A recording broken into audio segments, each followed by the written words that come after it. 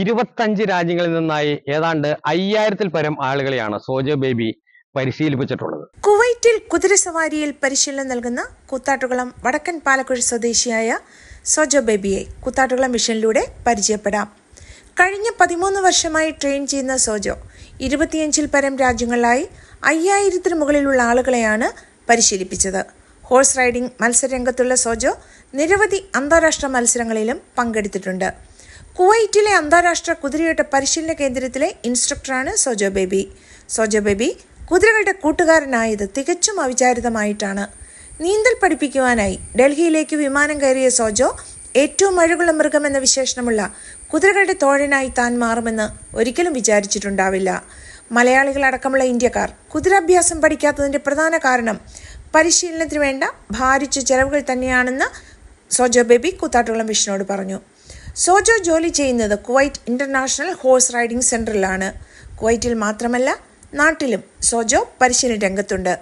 Ernakulam Kolenchery Jacobs riding ക്ലബിന്റെ പരിശീലകൻ കൂടിയാണ് സോജോ. കോവിഡ് മഹാമാരി കാലത്ത് കേരളത്തിലെ വിവിധ പ്രദേശങ്ങളിലുള്ള കുട്ടികൾക്ക് റൈഡിംഗ് പരിശീലനം നൽകിയിരുന്നു.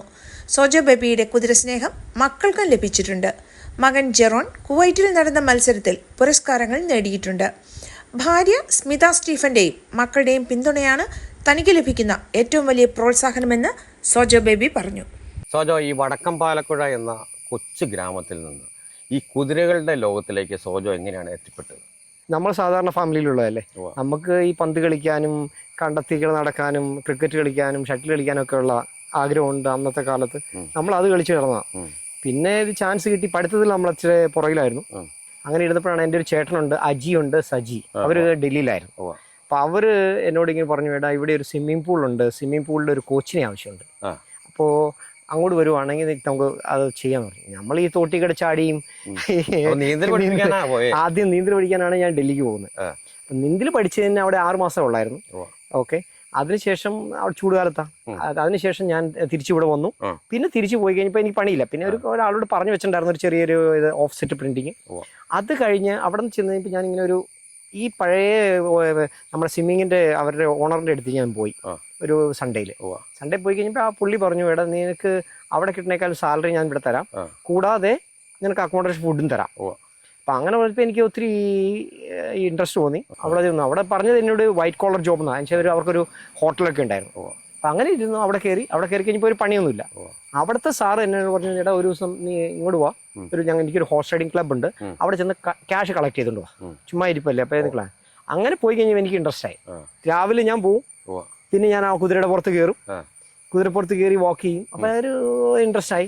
പിന്നെ ഞാൻ മറ്റുള്ള പേരെ പഠിപ്പിക്കുന്നത് കണ്ട് ഞാൻ പതുക്കെ പഠിക്കാൻ തുടങ്ങി. നമുക്ക് ഞാൻ ട്രെയിൻ ചെയ്തത് എൻ്റെ അവിടെ ഒരു ഇന്റർനാഷണൽ ഗോൾഡ് മെഡലിസ്റ്റ് ആണ്, ഗുരീന്ദർജിത്ത് സിംഗ് പുർവാൾ എന്നാണ് എൻ്റെ പേര്. അദ്ദേഹം ഒരു എക്സ് മിലിറ്ററിയാണ്. പുള്ളിയുടെ ഫാദർ ബ്രിഗേഡിയർ ആയിരുന്നു, റിട്ടയർഡ് ആയതാണ് ഇന്റലിജൻസിൽ നിന്ന്. അപ്പോൾ പുള്ളിയാണ് എന്നെ ട്രെയിൻ ചെയ്തത്. അപ്പം അത് ചെയ്തിട്ട് പുള്ളി എന്നെ ഒരു 8-9 മാസം കൊണ്ട് കണ്ടിന്യൂസ് ആയിട്ട് പുള്ളി എന്നെ കൊണ്ടുവരും. സെയിം ടൈമിൽ പുള്ളിക്ക് കുതിരയുണ്ട്, പുള്ളി കുതിരയെടുത്ത് എല്ലാം റെഡിയാക്കുന്നത് പോലെ എന്നോട് പറയും, അതുപോലെ ചെയ്ത് അങ്ങനെ ഞങ്ങൾക്ക് അങ്ങനെ പെട്ടെന്ന് പഠിക്കാനും പറ്റി. ആ സമയം തന്നെ എനിക്ക് ഈ വൈകുന്നേരം പിള്ളേർ വരുന്നു, ചെറിയ പിള്ളേർ പഠിക്കാൻ വരും. ആ പിള്ളേരെ ഞാൻ പഠിപ്പിക്കാനും തുടങ്ങി. സോജോ, ഈ കുവൈറ്റിൽ എങ്ങനെയാണ് പരിശീലകനായിട്ട് എത്തിയത്?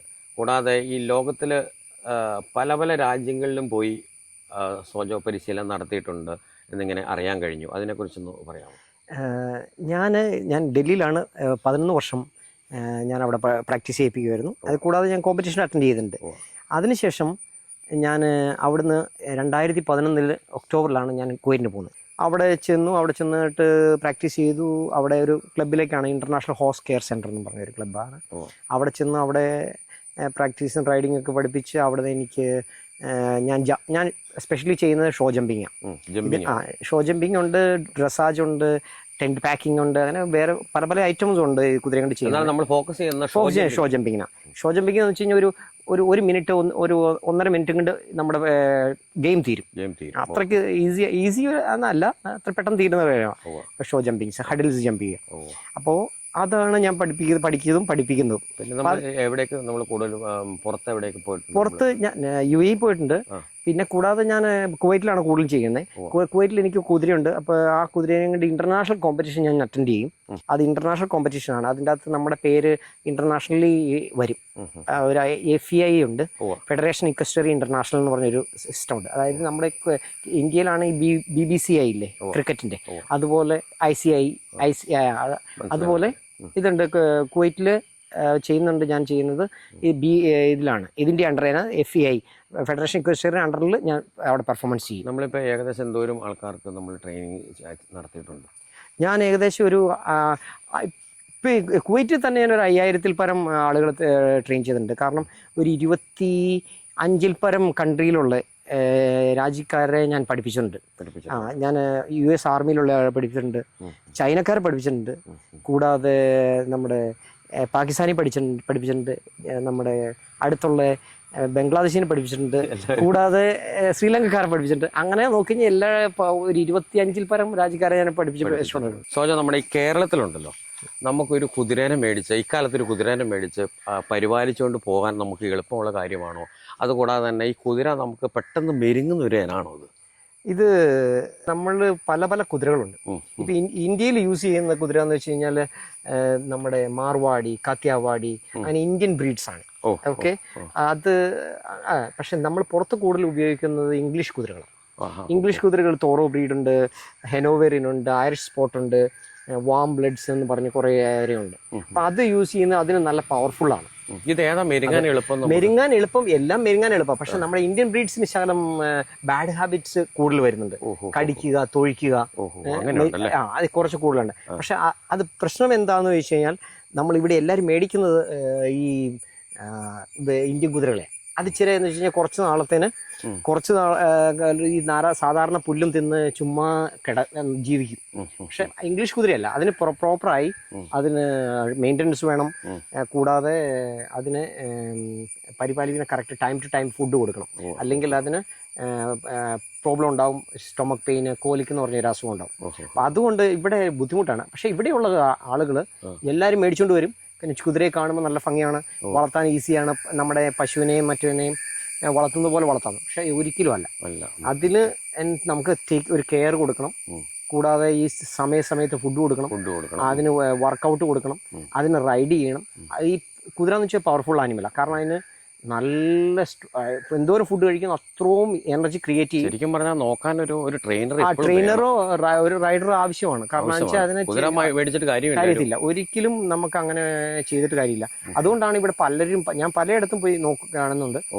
അവര് കുതിരയെ ഒരു നല്ലൊരു ഹരത്തിന് വേണ്ടി മേടിക്കും. ഒരു 1 ലക്ഷം മുതൽ നല്ല കുതിരകൾ കിട്ടും. മേടിച്ച് വീട്ടിൽ കൊണ്ടുവരും, കുറച്ച് നാൾ നോക്കും. അതിനുശേഷം പതുക്കെ ഏതെങ്കിലും ഒരു റബ്ബറിന്റെ തോട്ടത്തിലോ അയച്ചു വിടും, കെട്ടിവിടും. ചുമ്മാ കഴുത്തിലൊരു കെട്ടിവിടും. ഒരു നല്ലൊരു സ്റ്റേബിൾ ഇല്ല, നമ്മളുടെ ഒരു റൂമില്ല.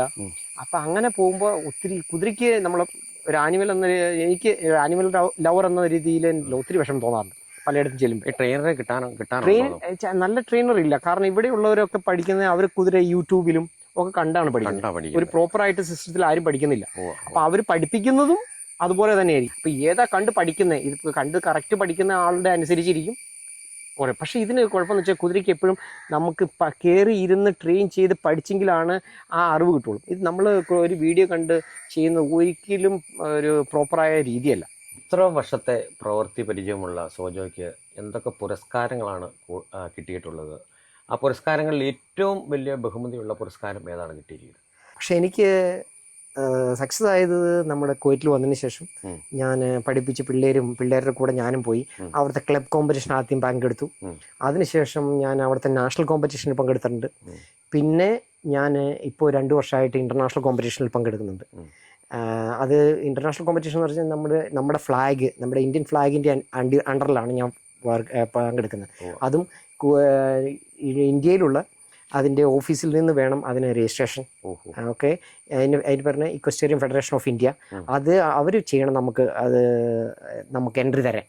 അവർ തന്നില്ലെങ്കിൽ നമുക്ക് എൻട്രി കിട്ടത്തില്ല. അവർ തരുന്നു. അപ്പോൾ അതിൻ്റെ കൂടെ നമ്മുടെ ഇന്ത്യൻ ഫ്ലാഗിൻ്റെ കീഴിൽ നമ്മുടെ പേരിന്, നമ്മുടെ ക്ലബിന് പകരം നമ്മുടെ ഇന്ത്യ എന്നാണ് എന്നെ അറിയുന്നത്. ഇന്ത്യ സോജോ ബേബി അങ്ങനെ വരും.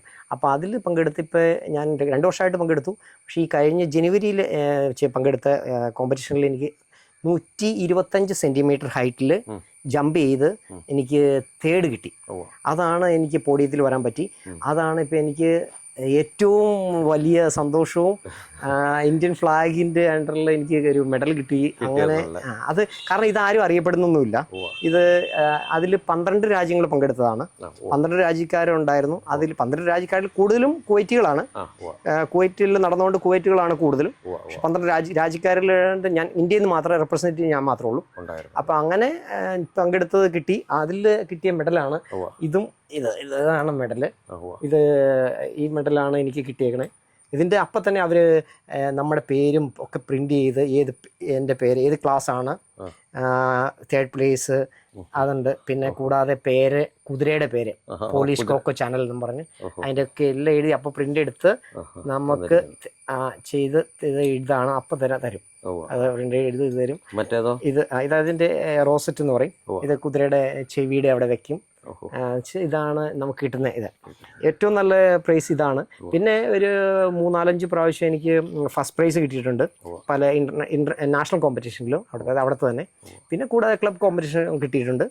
മെഡൽ ഏകദേശം ഒരു 100-ൽ പരം മെഡൽ എനിക്ക് കിട്ടിയിട്ടുണ്ട്. അങ്ങനെ ഒരു സന്തോഷം നിറഞ്ഞ സംഭവമാണ്. പക്ഷെ ഇതാണ് എൻ്റെ ലൈഫിൽ, അതായത് ഈ ജനുവരിയിൽ കിട്ടിയതാണ് ഏറ്റവും വലിയ ഇത്. പക്ഷെ ഇതാരും അറിഞ്ഞിട്ടില്ല. കാരണം നമ്മളിവിടെ കുതിരയ്ക്ക് ഒത്തിരി പ്രൊമോഷൻ ഇല്ല. കാരണം നമ്മൾ ആരോടും ചെന്ന് പറയുന്നില്ല. അവിടെ വന്ന് ആരും അറിയുന്നുമില്ല. പല പല ചാനലുകളും വന്നിട്ടുണ്ട്. പക്ഷെ അന്നേരം ഇതൊന്നും വന്നിട്ടില്ല. ഇതിനു മുമ്പുള്ള ചാനലുകളിലൊക്കെ വന്നിട്ടുണ്ട്. സോജോ ബേബി ഇനിയും കൂടുതൽ ഉയരങ്ങളിലേക്ക് എത്തട്ടെ. നാടും നഗരവും സോജോ ബേബിയുടെ ഒപ്പമുണ്ട്. കൂടുതൽ പുരസ്കാരങ്ങൾ ഏറ്റുവാങ്ങി കൂത്താട്ടുകുളത്തിനും വടക്കൻ പാലക്കുഴയ്ക്കും അഭിമാനമായ മുഹൂർത്തം കാഴ്ചവെച്ച സോജോ ബേബിക്ക് കൂത്താട്ടുകുളം മിഷൻ്റെ എല്ലാ ആശംസകളും പിന്തുണകളും അറിയിക്കുന്നു. ഓക്കെ.